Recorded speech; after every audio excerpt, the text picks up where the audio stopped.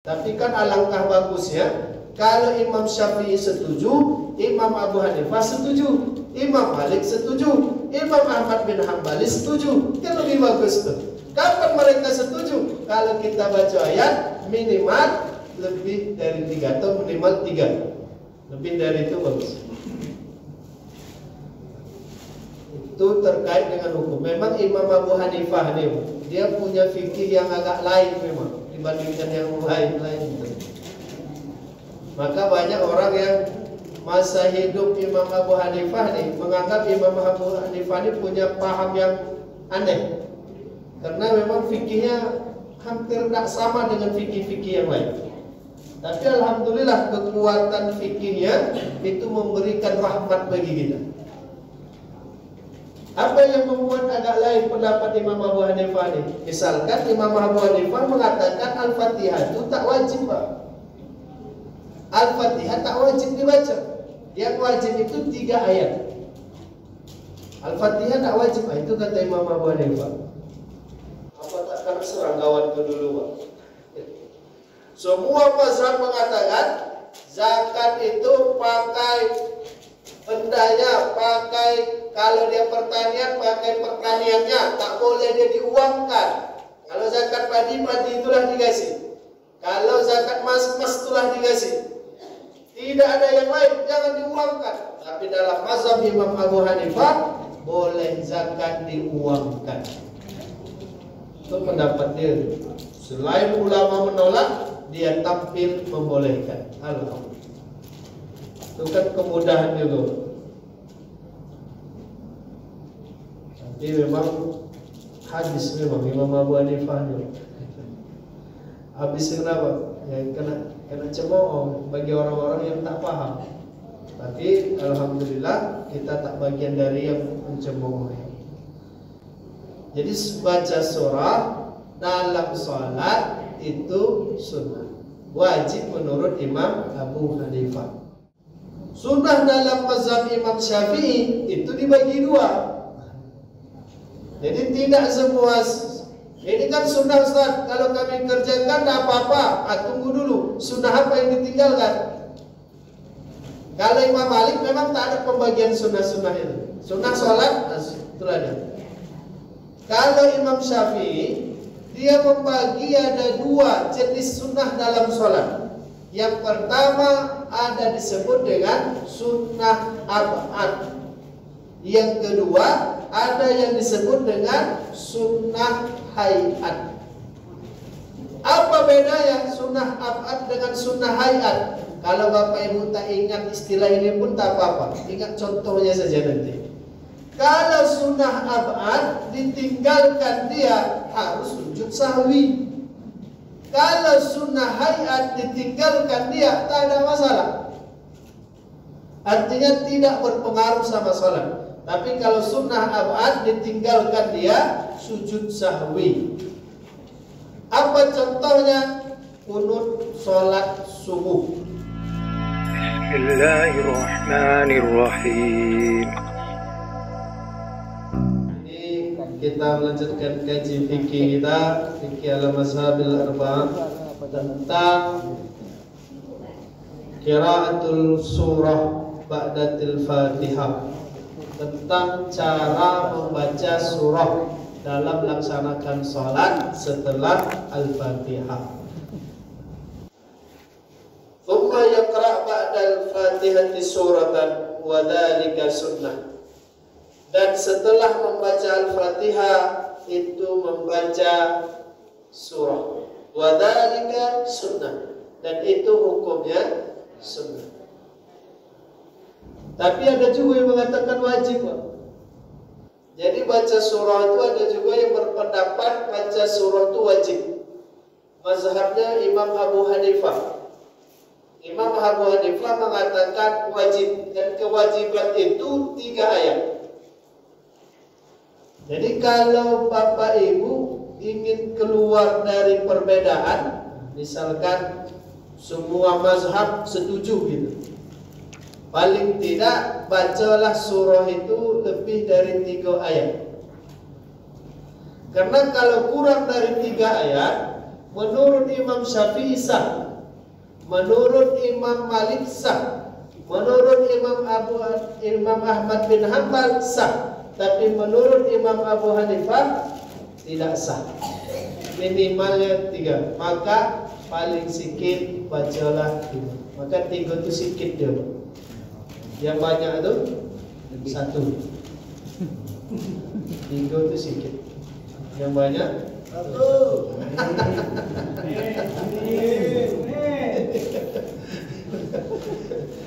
Nampak 1 pilihan.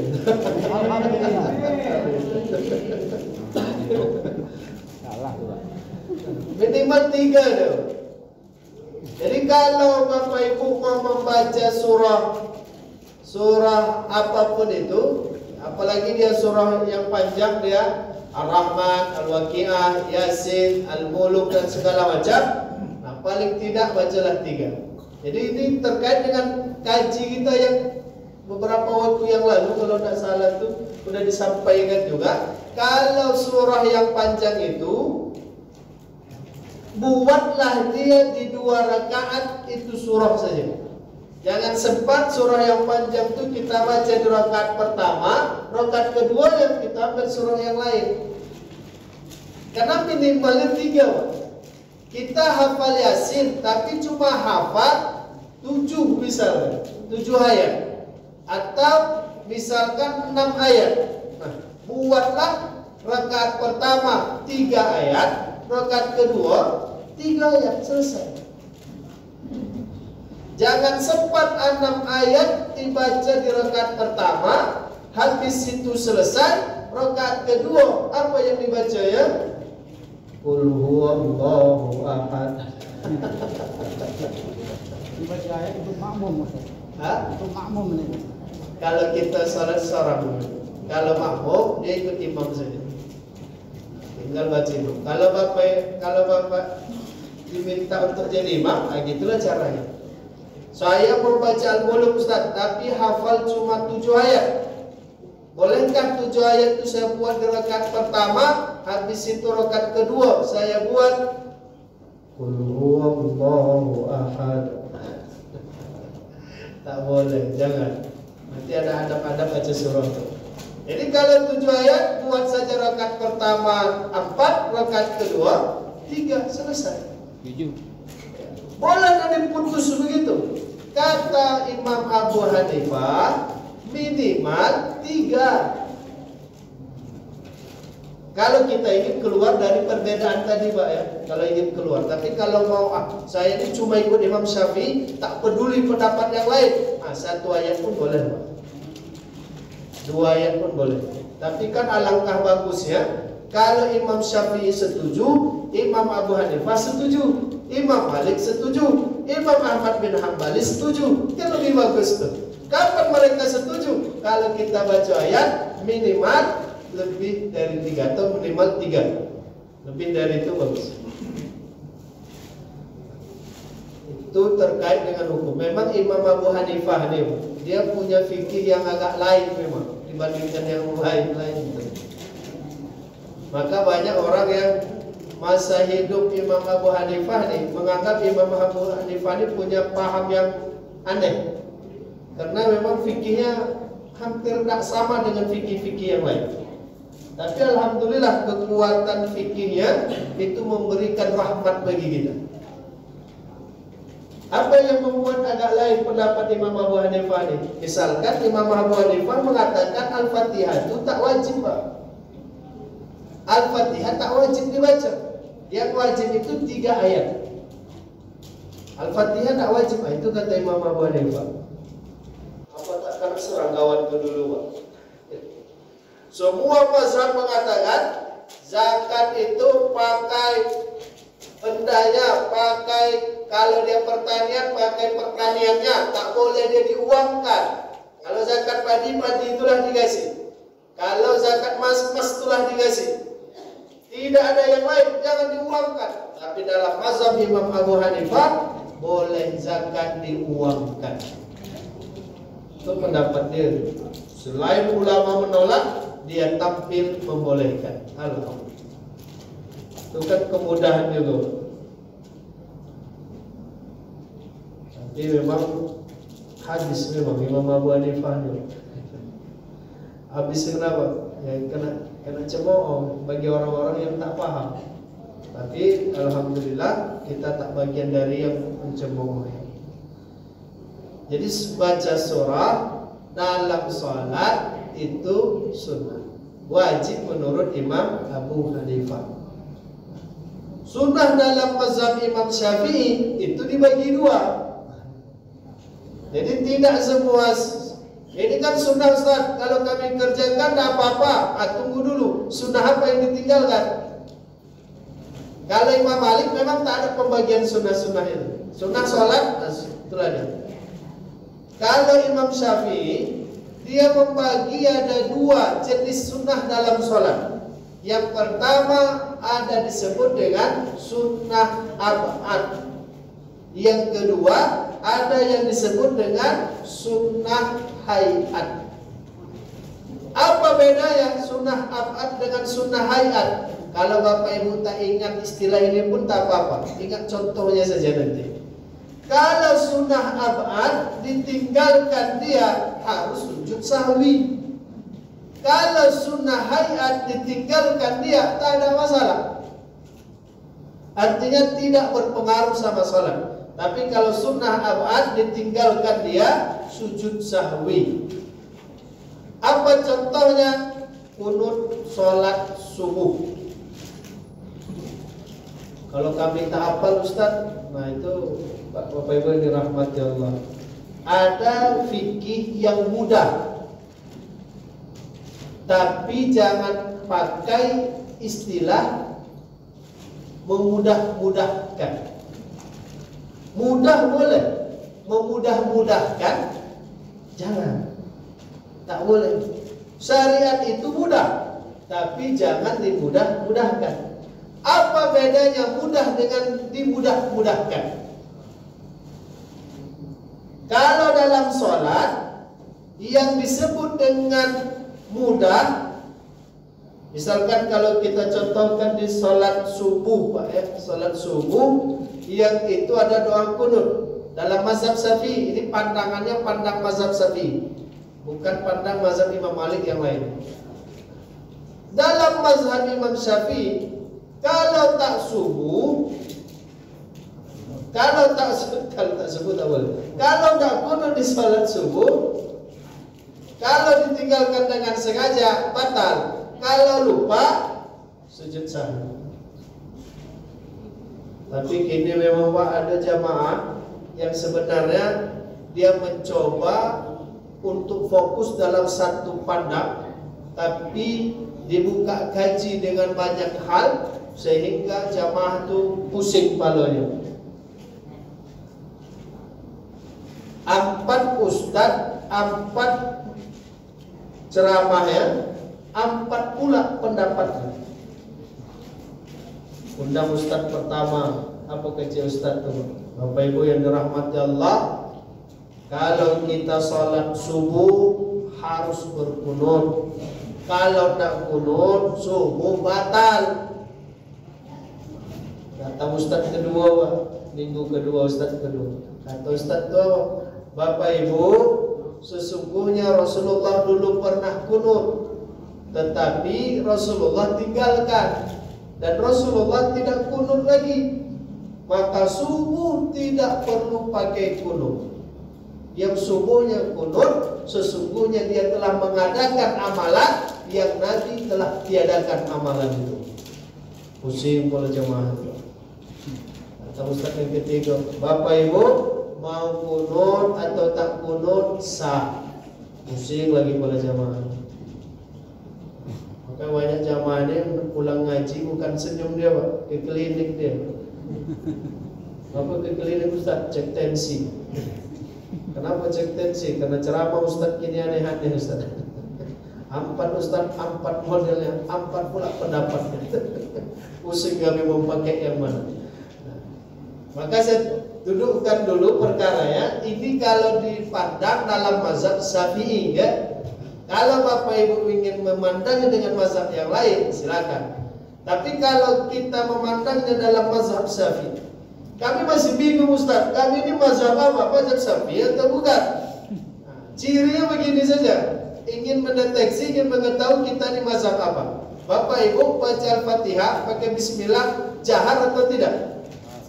Jahar, sah. Berarti Bapak Ibu mazhab Syafi'i. Tak bisa bilang kami ini Maliki Ustaz. Coba baca Al-Fatihah. Bismillahirrahmanirrahim. Salah. Mazhab Maliki tak ada pakai bismillah. Jadi kalau kita memang pakai bismillah dan baca bismillah yang jahar, itu artinya kita mazhab Syafi'i. Bisa tak kami pindah mazhab? Bisa. Tapi harus hafal amalannya. Jangan ketika sholat, saya mau sholat mazhab Maliki hari ini. Allahu Akbar. Wah, curut sholat mazhab Maliki. Dia pun belum hafal cara sholat mazhab Maliki. Itu pun maka dia mengada-ngada itu. Jadi tadi kalau kita dari sudut pandang mazhab Syafi'i, kalau tak kunut batal subuh. Kalau kunut subuhnya benar. Oke. Lalu yang dimaksud dengan mudah dan dimudah-mudahkan. Kalau dimudah-mudahkan semua mazhab tak setuju, Pak. Tapi kalau mudah boleh. Bapak Ibu sholat ambil yang mudah, silakan. Tapi kalau mau dimudah-mudahkan jangan.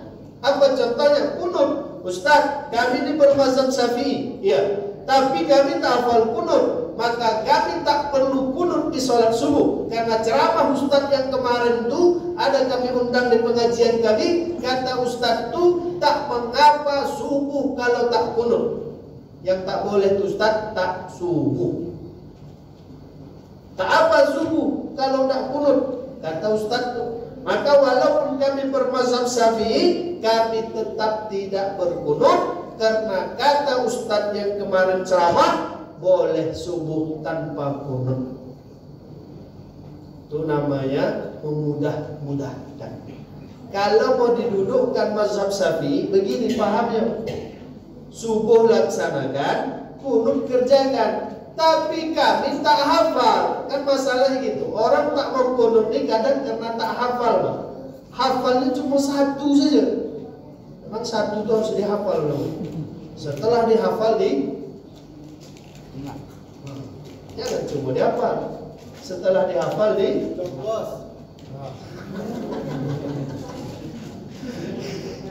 kami cuma hafal satu aja satu kunut itu. Apa yang hafal? Allahumma hdini fi man hadait. Itu saja.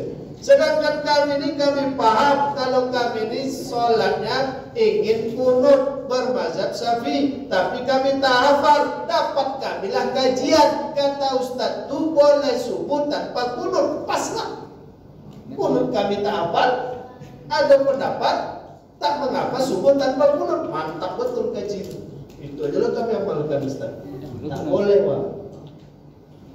Tetap dalam mazhab Syafi'i itu tak bisa ditawar. Kalau sholat sendiri ya, kalau makmum tinggal ikut imam saja. Tapi nanti ada makmum boleh berbeda sama imam, boleh. Makmum boleh berbeda sama imam. Itu nanti kita kaji ya.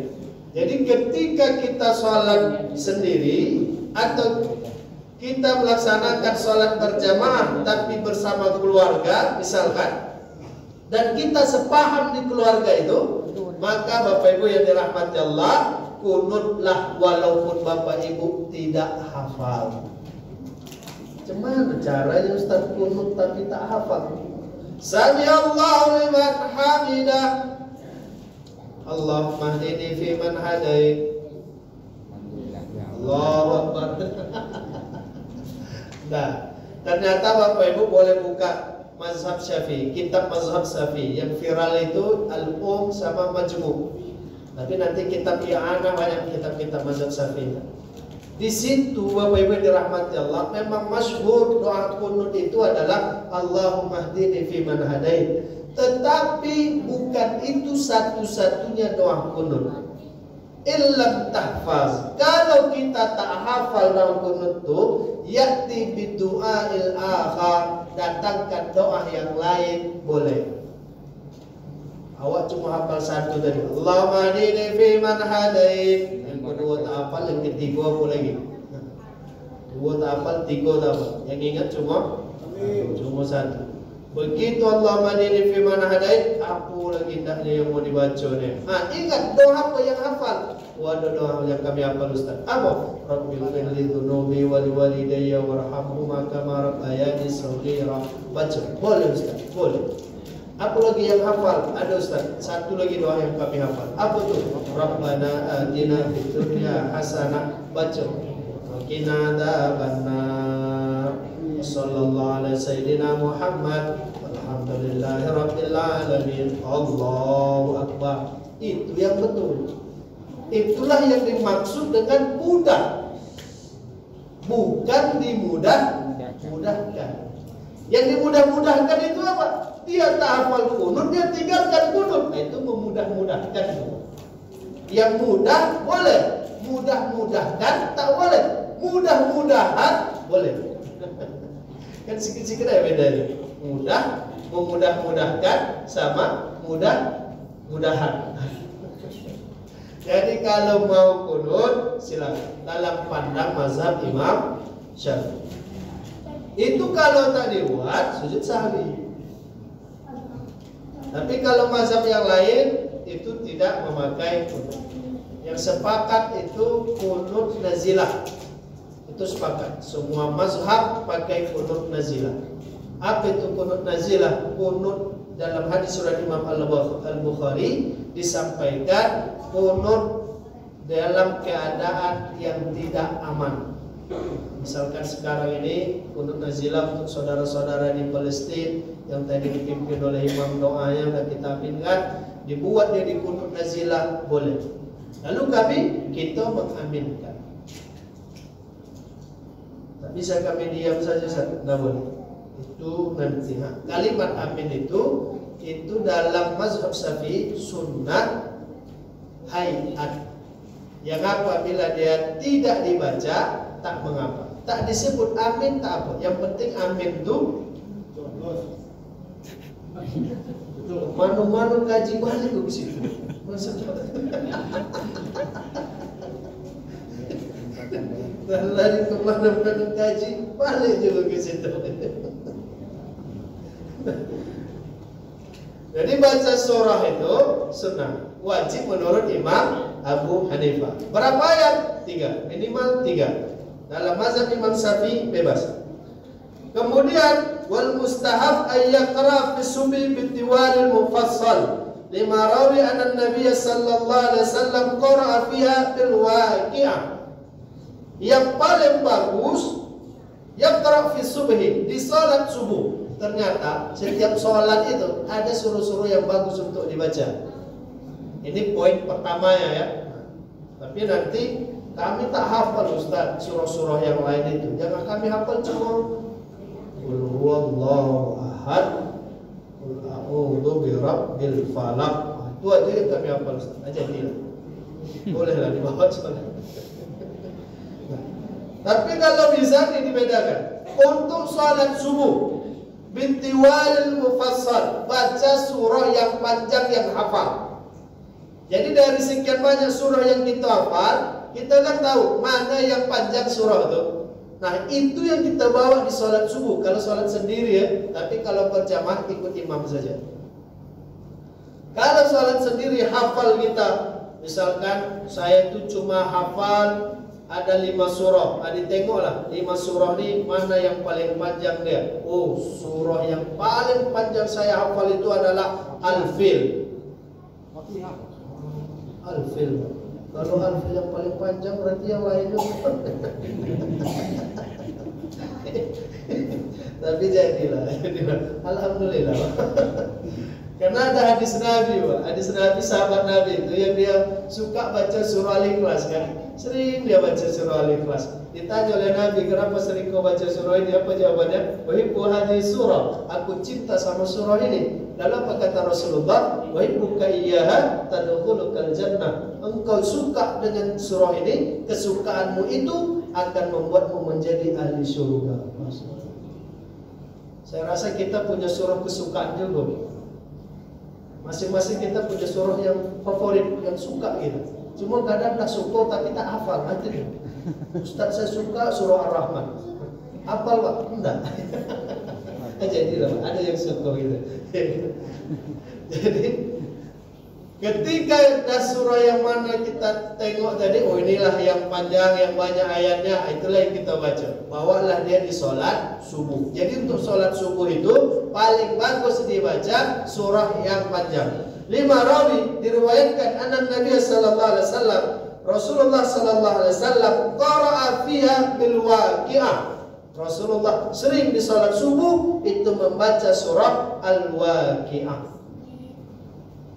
Khatam. Sholat subuh Al-Waqi'ah khatam. Berapa lembar Ustaz? 1, 2 lembar. Berarti 1 rakaat 1 lembar. Iya. Tak kena dehem.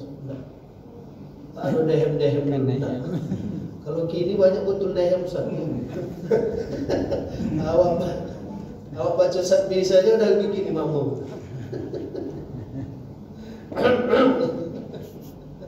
Al-Waqi'ah. Rasulullah membaca surah Al-Waqi'ah. Selesai dibaca Rasulullah di salat subuhnya Al-Waqi'ah. Masya Allah. Kita kaji, kenapa Rasulullah ini sering baca surah Al-Waqi'ah? Kita bacalah keutamaan surah Al-Waqi'ah. Ternyata di antara sekian banyak keutamaannya, surah pengundang rezeki, surah penarik rezeki, surah pemurah rezeki, itu adalah surah Al-Waqi'ah. Memulai hari dengan munajat supaya dimudahkan Allah rezeki, itu surah Al-Waqi'ah. Bacalah Al-Waqi'ah. Tapi satu surah ya, bukan Al-Waqi'ahnya saja. Idza waqa'atil waqi'ah, sadaqallahul azim. Satu surah, selesaikan itu surah. Hafal Al-Waqi'ah, dibacakan. Maka setiap surah itu punya fadilah. Tak boleh kita menyepelekan dan merendahkan surah-surah yang lain. Secinta-cinta apapun kita dengan surah Al-Kahfi di hari Jumat, tetap boleh berpeluang untuk membaca surah-surah yang lain. Kalau saya tanya pasti jawabannya sama kita semua. Surah apa yang paling bagus dibaca di hari Jumat? Pasti surah Al-Kahfi. Kita jawab surah Al-Kahfi. Nah, seperti sudah kita sampaikan, kalau itu pemahaman boleh, bagus, tapi jangan ditambah dalam pikiran. Apa tambahnya? Surah yang terbaik adalah surah Al-Kahfi, bukan surah yang lain. Itu dapat tambah. Bukan surah yang lain, itu bertambah. Tapi kalau surah yang bagus dibaca di hari Jumat adalah Al-Kahfi, bagus tuh. Berarti surah yang lain tak bagus, jangan ditambah lagi gitu. Surah yang lain itu bagus juga. Jadi khawatir kita tertanam dalam persepsi kita itu pembahasannya Iqra'ul Kahfi, surat Al-Kahfi, bacalah surah Al-Kahfi, la ghair, bukan surah yang lain. Itu yang bahaya. Sehingga kalau awak baca Al-Kahfi, samping baca Al-Waqi'ah, baca apa baca Al-Waqi'ah? Al-Waqi'ah pula. Al-Kahfi wajib, dah ada Al-Waqi'ah, Al-Kahfi. Dia tak boleh itu. Tak boleh. Saya ingat dulu waktu aliyah, ada ulama di kampung tu memimpin membaca Yasin. Pesan beliau, Bapak Ibu, kita bacakan Yasin. Bagi yang tak hafal Yasin, silakan baca Al-Ikhlas, Qul huwallahu ahad, sebanyak-banyaknya sampai kami selesai baca Yasin. Itu bagus. Kadang tak disampaikan materi itu, Bapak Ibu, kita baca surah Yasin. Terus ada yang tak hafal dan mungkin tak bawa Yasin. Akhirnya dia ngapain? Tak ada. Beginilah dia. Putunya orang. Ada baca apa-apa jadi. Padahal setiap surah itu punya fadilah. Dia baca Al-Ikhlas ada keutamaannya. Jadi Bapak Ibu di suatu tempat Apapun yang dibaca di situ, misalkan diminta baca surah tertentu, tapi kita tak bawa handphone, tak bawa karena di handphone ada aplikasi Quran, begitu tak bawa Al-Quran apalagi, kemudian pembagian surah itu kita tak dapat, akhirnya kita ngapain? Bacalah surah yang hafal. Itu punya keutamaan, setiap surah itu punya keutamaan. Jadi kalau kita baca Al-Kahfi, alhamdulillah, sampai kita baca Yasin tak ada masalah. Baca apa baji? Yasin, ya. Apa Yasin baca? Yasin tak ada Yasin. Al-Kahfi. Al-Kahfi. Itu yang payah. Boleh Ustaz? Tak boleh. Itu namanya kita menolak keutamaan surah-surah yang lain. Kan Nabi menyampaikan Ustaz, surah yang terbaik surah Al-Kahfi. Bacalah itu di hari Jumat. Betul. Nabi mengatakan bacalah surah Al-Kahfi di hari Jumat. Tapi Nabi tak ada menyebutkan jangan surah yang lain. Ini kadang awak menambahnya surah. Bacalah surah Al-Kahfi, jangan surah yang lain. Nah, kenapa tambah jadi itu? Itu yang tak boleh. Allah Ta'ala. Kalau ada yang ingin kita tanyakan, silakan. Ini baru di salat subuh, surah yang dibaca surah Al-Waqiah. Kalau hafal. Pertama, hukumnya dulu kita sampaikan. Hukum sujud sahwi sunnah. Seandainya nanti sholat berjamaah, ini supaya tidak terjadi fitnah saja. Sholat berjamaah, imam lupa, harusnya kan imam sujud sahwi, Pak. Tapi waktu tunggu imam pun tak sujud sahwi. Allahu Akbar, bangkit dari sujud terakhir. Habis itu tahiyat, langsung Assalamualaikum warahmatullah, Assalamualaikum warahmatullah. Udah, tak ada sujud sahwi imam ni. Tak sah sholat kita, tak ada. Sujud sahwi itu juga hukumnya sunnah. Tak dibuat dia tidak ada masalah. Cuma memang berlebih kelupaannya, Pak. Sujud sahwi itu sujud karena lupa. Habis itu sujudnya juga kita lupa. Berarti dua kali ya lupa. Lalu kapan dia dibuat? Sebelum salam atau setelah salam? Untuk sujud sahwi, sepakat ulama kita hukumnya sunnah. Yang berbeda ulama kita waktu sujudnya. Itu yang ulama kita beda. Kalau Imam Syafi'i mutlak mengatakan sujud sahwi qabla salam. Sujud sahwi itu sebelum salam. Itu Imam Syafi'i. Mau apapun yang lupa, sujud sahwi sebelum salam. Apa yang lupa yang harus kita sujud sahwi? Satu, kalau dalam mazhab Syafi'i ya, kunut. Yang kedua, tahiyat. Lupa kita tahiyat awal, itu sujud sahwi. Jangan duduk lagi, tidak usah, lewatkan saja, ganti sujud sahwi. Tak boleh kalau dah lupa kita tahiyat awal, dah tegak, astagfirullah, lupa tahiyat awal, duduk awal lagi, tak usah, lewatkan saja. Nanti ada pengganti. Apa penggantinya? Sujud sahwi. Yang ketiga apa lagi? Lupa jumlah rakaat. Udah 2 atau 3, udah 2 atau 3, udah 2 atau 3. Memang kalau 2 atau 3 tu suka lupa gitu. Yang pasti ingat tuh kemana-mana kaji balik.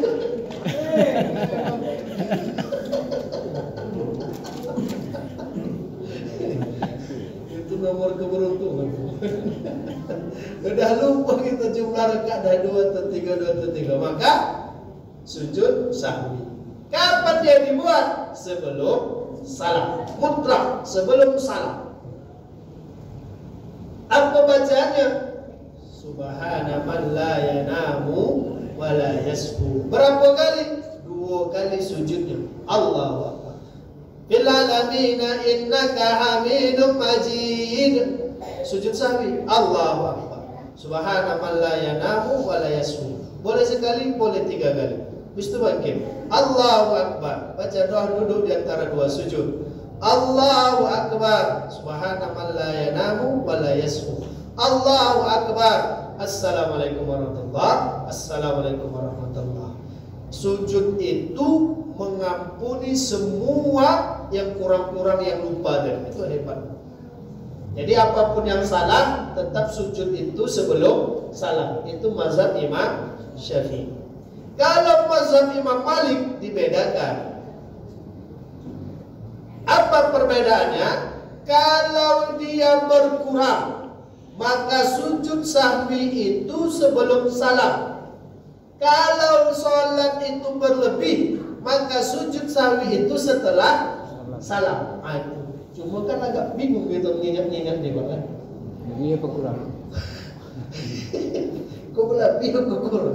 Kok lebih bingung gitu. Untuk mengingat mana yang kurang, mana yang lebih agak sulit. Tapi kalau ingin memperdalami kajinya bisa.